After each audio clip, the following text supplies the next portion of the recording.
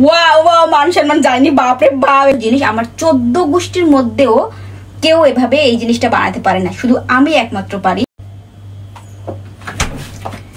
কি এটা আমার হাতে বলতে পারবেন? জানি কেউ বলতে পারবেন না, আপনারা তো বোকা, বুদ্ধি কম, তাই না? এর জন্য আমি এসেছি আপনাদের একটু বুদ্ধি বাড়াইতে। বুদ্ধি কেমনে বেশি হয়, কি খাইলে, বুঝছেন? সেটা দেখাবো আজকে। এটার মধ্যে কি আছে কেউ কি বলতে পারবেন? যদি বলতে পারেন তো বলেন, জানি কেউ পাবেন না, আমি বলবো। শোনেন শোনেন, জানেন না? হ্যাঁ, আমার তো মুখে এমনি পানি চলে আসলে। এর মধ্যে এমন একটা জিনিস আছে যে পছন্দ করে, ওয়াও, তার তো মুখে মানে জিভে একদম জল এসে যাবে। তো যাই হোক, এটার মধ্যে আমার হাতের বানানো একটা জিনিস আছে, বিখ্যাত জিনিস। আমার 14 গোষ্ঠীর মধ্যেও কেউ এভাবে এই জিনিসটা বানাতে পারে না, শুধু আমি একমাত্র পারি। এটা আমি কাগজ কলমে লিখে দিতে পারবো, কারণ আমার মা পারে না, আমার খালা পারে না, নানি পারে না। মনে করেন আমার মানে পৃথিবীতে অনেক মানুষ, হাজার হাজার মানুষ পারে বিখ্যাত এগুলার, কিন্তু আমার 14 গোষ্ঠীর মধ্যে আমি একটা মেয়ে এই জিনিসটা বানাতে পারি, যেটা আর কেউ পারে না। যখন আমি দেশে ছিলাম, যে আমার বাসায় আসুক আগে ফোন করে বলবে যে এটা বানাইতেই হবে, এইটা তাদের লাগবে, কিছু থাক আর না থাক এটা লাগবেই।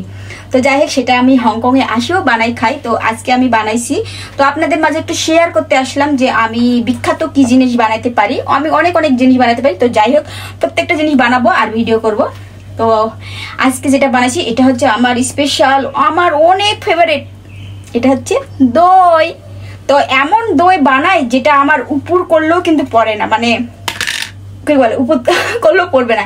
তো যাই হোক, মান সম্মান যেন না যায়, আমি এখন চ্যালেঞ্জ নিব যে আমি এমন দই বানাইছি যেটা আমি উপর করলেও পড়বে না। তো চ্যালেঞ্জ করছি, আল্লাহ যেন পড়িস না, আল্লাহ, মান সম্মান যেন না যায়। তো যাই হোক, আমি একটু চ্যালেঞ্জটা নেই। মাগো মা, ভয় পাচ্ছি তো, পড়ে যাই।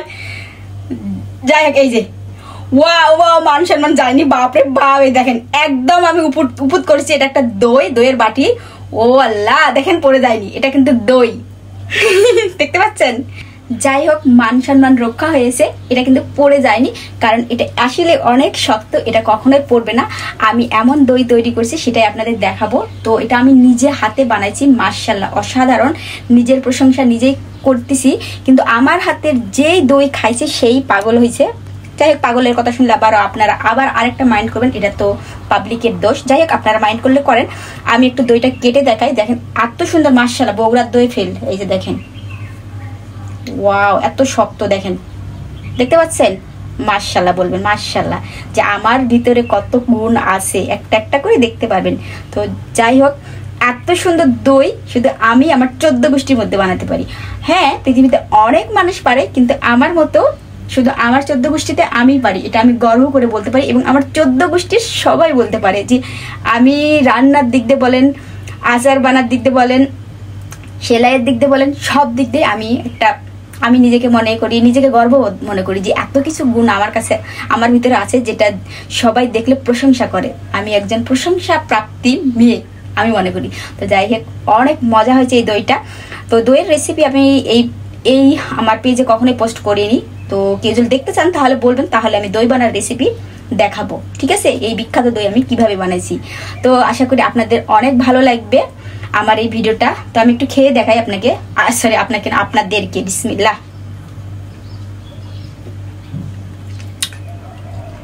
মাশাআল্লাহ, অসাধারণ অসাধারণ, ওয়াও, অসাধারণ। যাই হোক, সবাই ভালো থাকবেন, সুস্থ থাকবেন। ভালো লাগলে অবশ্যই লাইক কমেন্ট করে শেয়ার করবেন। খোদা, বাই বাই, খোদা হাফেজ।